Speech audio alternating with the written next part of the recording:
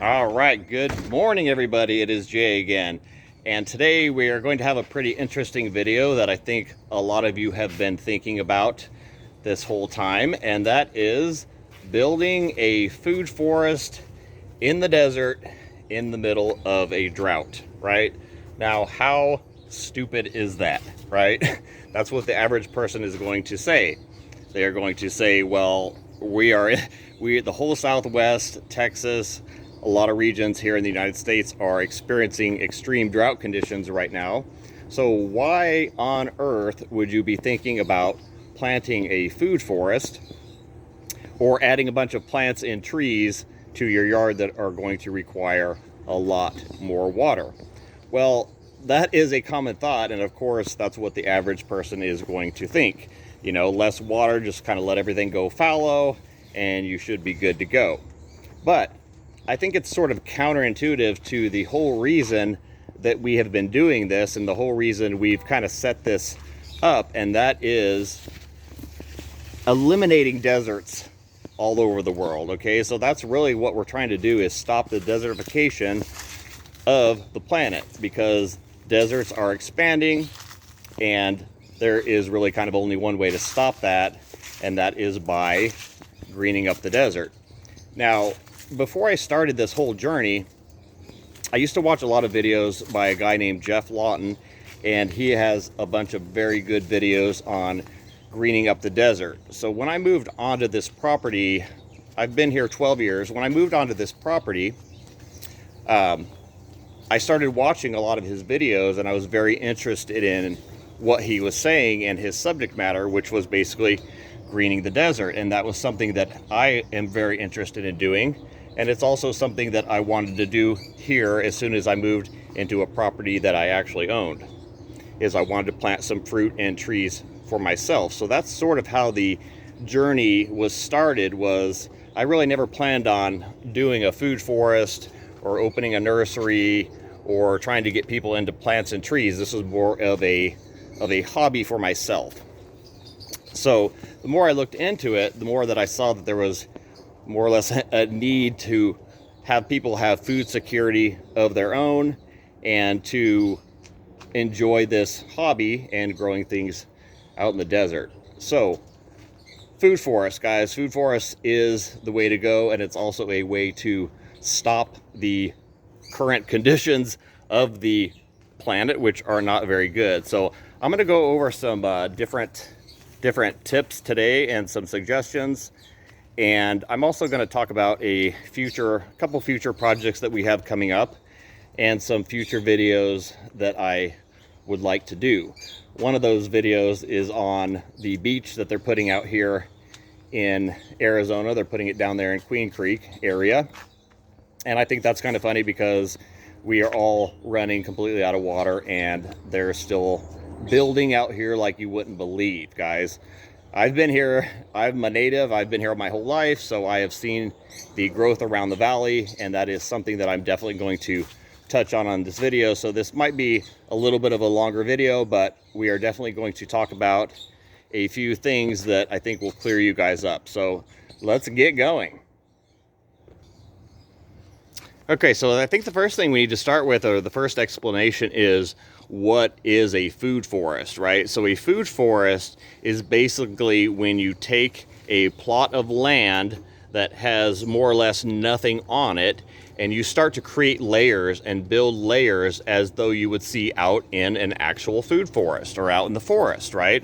So a forest consists of 7 layers, and what you're trying to do is you're trying to achieve those 7 layers in your yard. Okay, so you'll be planting certain types and trees to give you those layers, and I'm actually going to go over those in some other videos. I'm going to go over the tier trees. So the tier tree system is what tells you what trees to start with year 1, what to do year 2, and then what to do year 3. So for instance, a good example of that would be mango trees. Mango trees are a tier 2 fruit tree here in the valley because this is considered an understory tree. You can kind of see that a lot of the mango trees back in this area are underneath other trees. So do you see the amount of sunlight that they're getting is not actually that much, because they have other trees above them that are creating these shades. So in this particular case, it's a guava that is above.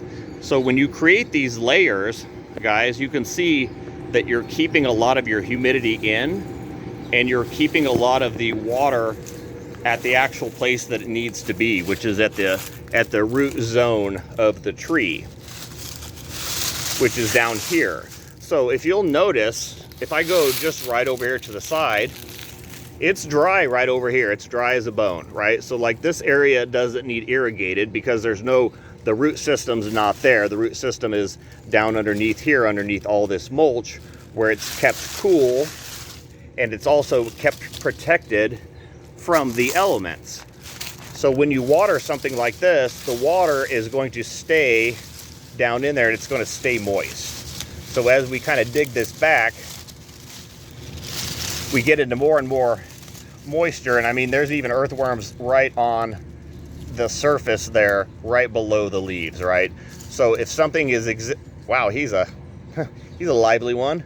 So when something exists in this condition, you can tell that this is not drying back up, because if so, the earthworms would be absolutely the first thing to go.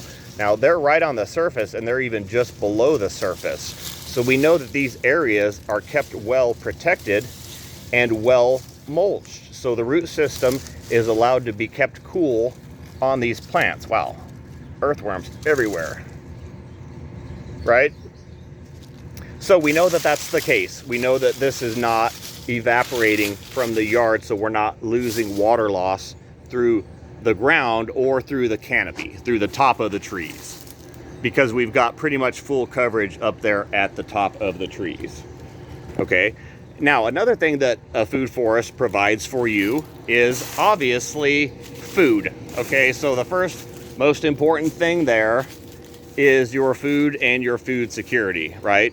So if you're allowed to manage your own food, then you're not under the control of any other guys, meaning you're self-reliant. You're not reliant on, the grocery store always having a certain food that you want. And in fact, you can store your food for many, many, many months or years, actually, some of these fruits. So it's advantageous for us to grow our own stuff, right? Using water for this purpose, I don't think is a problem. Okay, this is probably the best way that you could possibly use water, I would say, is by feeding yourself. Okay, now let's talk a little bit about cooling and cooling down the area, right?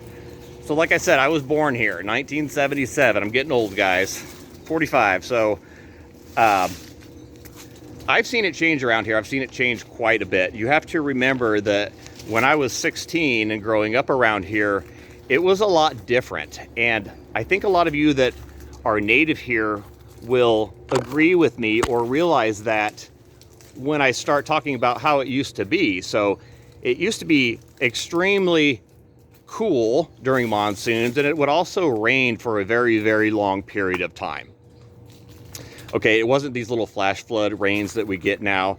You'd have days where it would be a long, long soak. So during those rain periods, you would start to get some wildlife that I just don't see anymore. It's pretty much been evaporated from this area. And if you guys were out in nature during that time period, you'll realize this. So there are some things that we used to see. One of those being frogs. We used to see these we get these Sonoran toads that come out during heavy rainstorms. You barely see those anymore. Velvet ants. I don't know if you guys remember, like the termite and ants that used to swarm in the air and kind of fly around in the air in your yards in the more desert areas. You never see those anymore. And then another thing was you'd get a lot of weeds that you would normally see certain types of wildlife on, and one of those would be like the mustard plants, where you used to see these giant caterpillars that would eat the mustard plants out in the middle of the desert. Well, you don't see any of this stuff anymore. Like pretty much this stuff's been evaporated. And if you go out into the desert, you just don't see this stuff anymore like you used to. So a lot of the wildlife has been changed in this area too. So it's not just, it's people changing things basically, right? Building in these areas where this stuff used to be, and just creating more of that heat island effect, which is the next thing that I want to discuss. And the heat island effect, guys, is basically when you have a very hot area. Oh, those are some nice guavas. So when you have a very hot area like a desert, and then you build a bunch of concrete and asphalt buildings and a bunch of rock yards within that climate. Now, I get what they're trying to do. They're kind of seeing, it's water conservation if you're putting rocks in your yard. But they're also not seeing that you're heating it up quite a bit more. Like, there actually is some vegetation in the desert, believe it or not. And the ground itself, the dirt, is still not as hot as concrete or asphalt, right? And then we put these big old parking lots out here in Arizona, and then everybody scrambles for the 1 or 2 parking spots that are actually underneath a tree. It's pretty sorry. If you go to any public place here, Walmart, any of those type of places, you'll see 1 or 2 dead, struggling trees out in the parking lot, and you'll see 6 cars parked underneath that one tree. I mean, it's just sorry here. It's a sad condition, like the way we set things up here.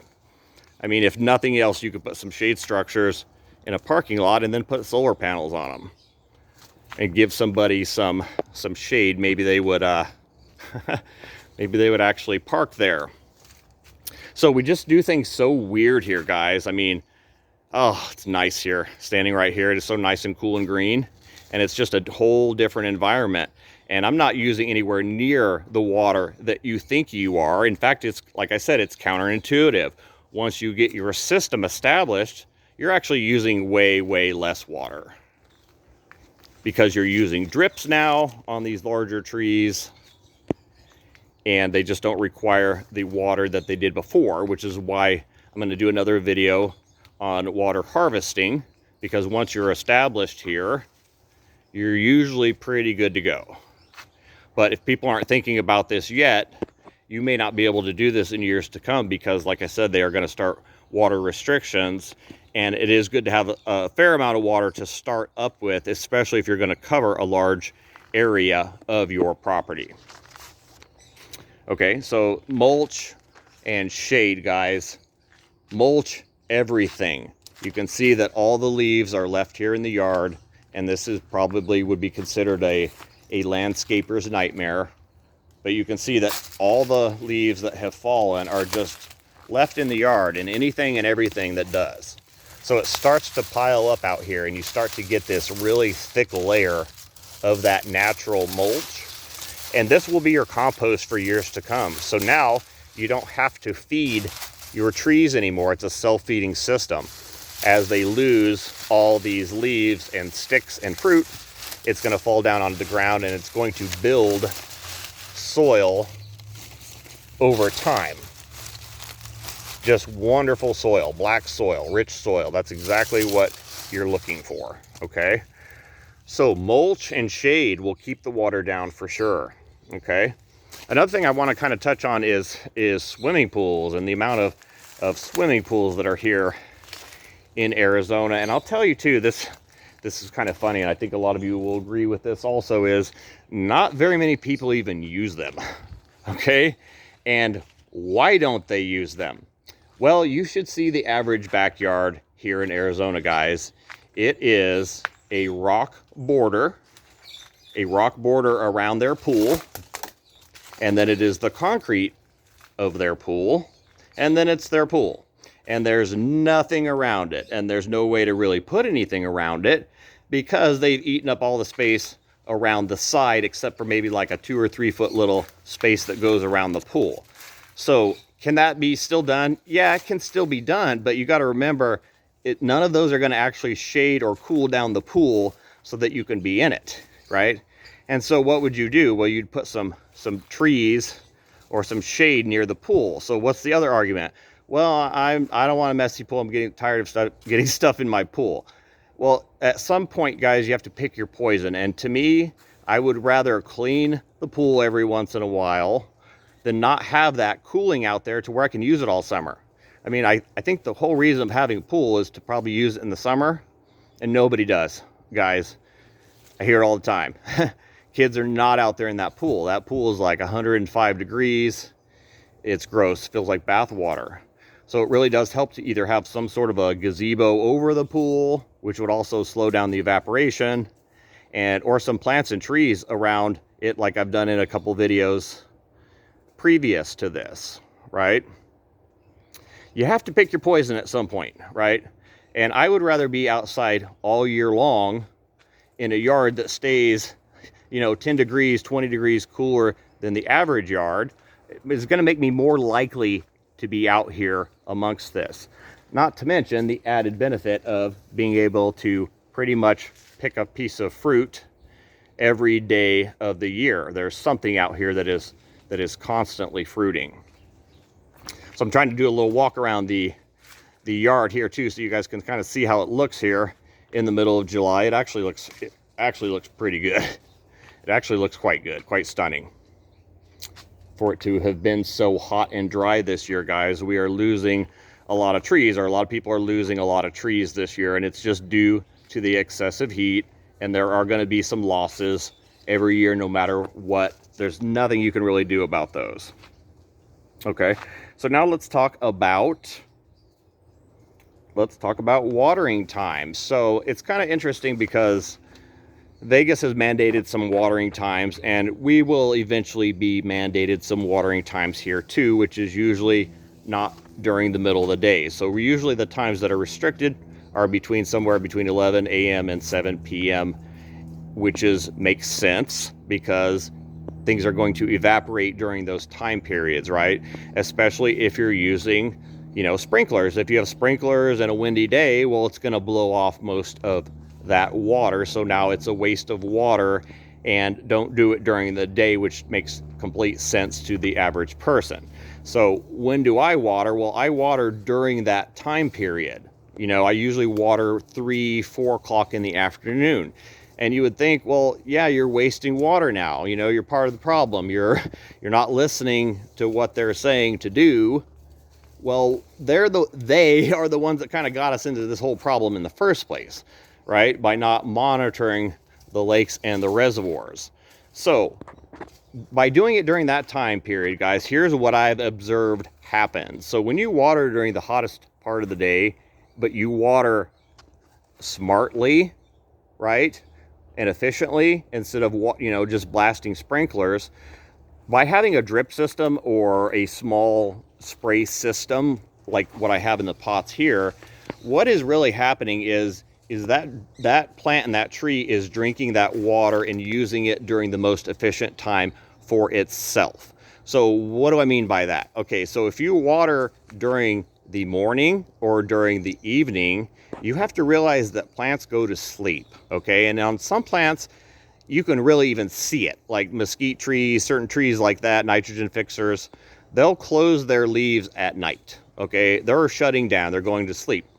So how would you like to be woken up in the middle of the night and say, hey, drink this water, and then go back to bed? Or same thing in the morning. I mean, a little bit better in the morning. I'd like a little drink in the morning. That'd be nice, right?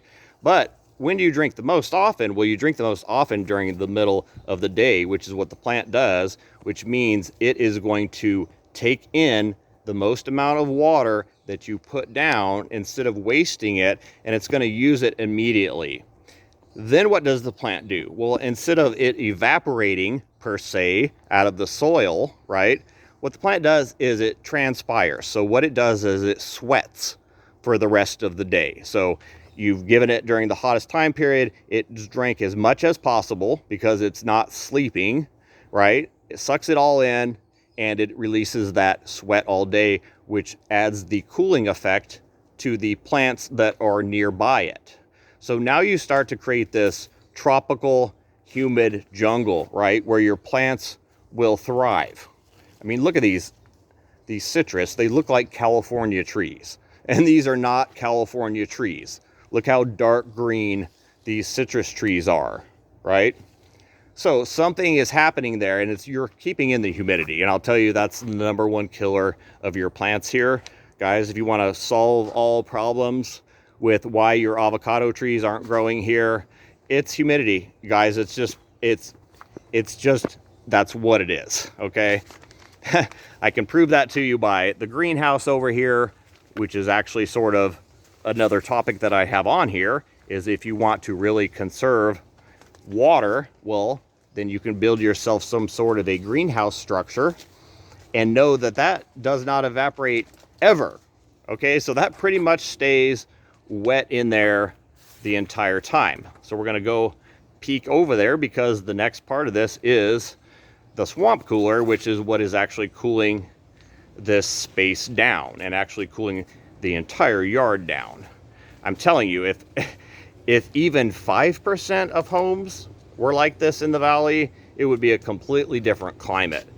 We'd be talking like San Diego weather, guys, because we have cooled down those areas. So looking into the greenhouse, guys, you can see that there's definitely water conservation going on in here because it never dries up. Like pretty much the ground is wet the entire time. So the water, it doesn't have to be watered in here hardly at all, is what I'm saying. And you can see the difference by the plants and the trees in here. Like I said, that humidity level, because you're able to grow plants in here that you just can't do outside, right? Like this is a santal tree, very, very beautiful tree. But if I put this right outside this plastic, this thing would be dead, right? And a couple other good examples over here are like these Shangri-La mulberry leaves. Like the size of these things are just incredible. Like look at the size of these leaves. Huge. Huge, huge, huge. This is like Jurassic Park in here, right? You can grow anything you want at any time of the year. And things just look absolutely stunning because obviously it's climate controlled in here. Blueberries in July. That's pretty funny. So having this type of environment, you're going to keep it a lot cooler. And like I said, you'll keep your humidity in and you'll be able to do exactly what you want to. Which brings me to the next point, which is the swamp coolers, okay? So I have always used swamp coolers. Let's go around the back side here. To cool my home. And there are several reasons for that. And I could probably do a video just on swamp coolers versus AC units in Arizona. And I think a lot of you guys would see that the benefits completely outweigh the detriments of this. I mean, one of the biggest things I get is, well, yeah, it works until July, right? Yeah, it works in July too, because people just don't understand the concept of how this works. And it works with, it matters of airflow. It's a matter of airflow and directing air, right? So let's go back to the back side of this. So I have a swamp cooler that is back here, and this is an industrial one. This one's really efficient. This one hardly runs during the day at all because the conditions stay so nice in the greenhouse anyway, right? So I don't consider these a waste of water, but this is one of the things that they're after, I think, in Vegas as far as what their new building restrictions are, right? So I think they're trying to eliminate swamp coolers, and I sort of get why they're trying to do it, but it's another one of those things where how many gallons do you think this thing actually uses a day? Okay, this thing hardly uses anything. Like I said, most of the time it's just sitting there and it's passive. So the air is being drawn in over this also. So it's basically hardly uses any electricity as compared to an air conditioner that would be running all the time and actually dries the air out. This is actually adding humidity to the air. So it's all about air movement, guys, whether or not it feels good with high humidity somewhere versus not.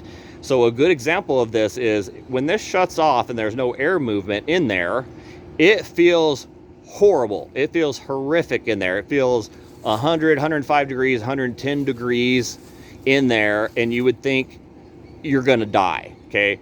But if you look at the temperature gauge in there, it's only 88.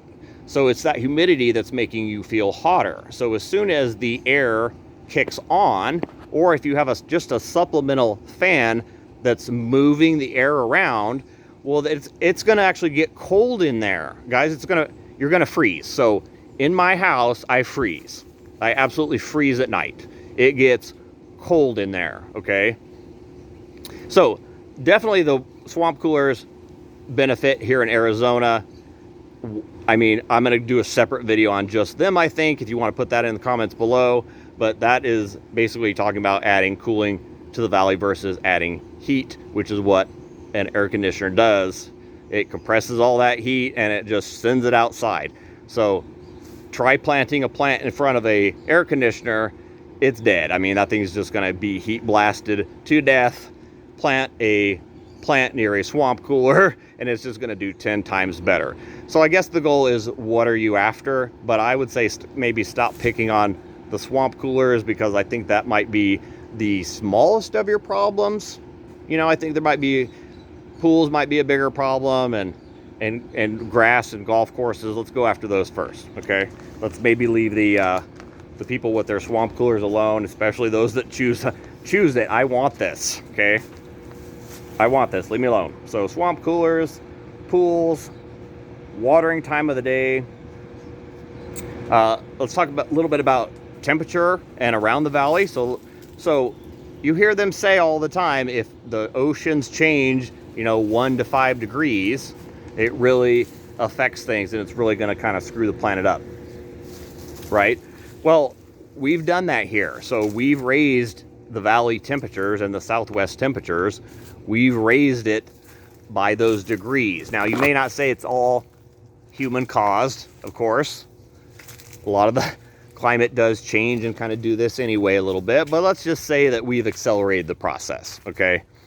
So let's see if we can maybe slow that process down by adding some plants and trees to the valley, because like I said, I think there's a possibility of cooling it back down, but not on the current path that we are on, especially in Phoenix. Guys, you would not believe the boom around here. You would not believe how it's exploded around here. It is crazy how it's growing, right? We're not able to keep up anymore. We try, but man, we are busy.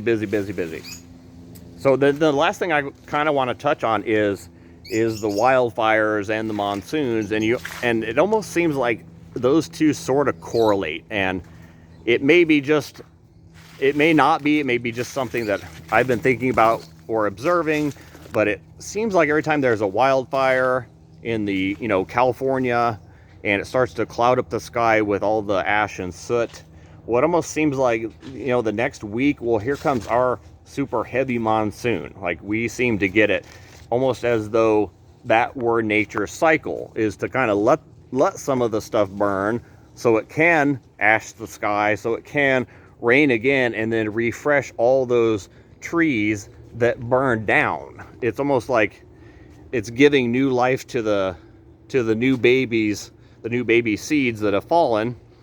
And a lot of those type of trees, they are required to burn in order for them to germinate. So like a lot of the pine cones, they need that wildfire to burn them to make the seeds viable, so that when the water comes again in that area, especially after the rain, because you've got all that soot in the sky, then it germinates that whole next set of plants and trees that are kind of currently on their way. So it's almost like a good with a bad, you know what I mean? Like there's seems to be a catch-22 on everything in life. And you also have to look at it differently on, a human scale versus, nature's scale. It's like, yes, definitely wildfires are bad. Drought in the desert's bad, but should we be even in the desert? We've altered the landscape and expect so much out of it. It's almost like, guys, I think we've sort of, like we do everything else, sort of kind of used and abused the system, and nature is sort of fighting back a little bit. I mean, all the floods this year, floods where you don't want water, right? And then drought where you do want water.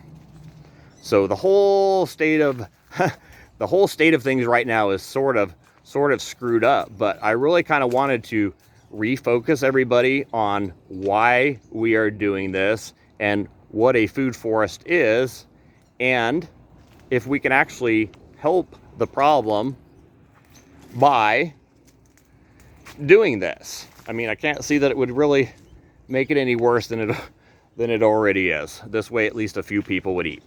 All right, guys, thank you so much for watching. I know it's been a longer video. Smash that subscribe button and that like button if you would like to see me do some more future videos on things that are a little bit more serious, like water usage, because that really ties into this whole thing.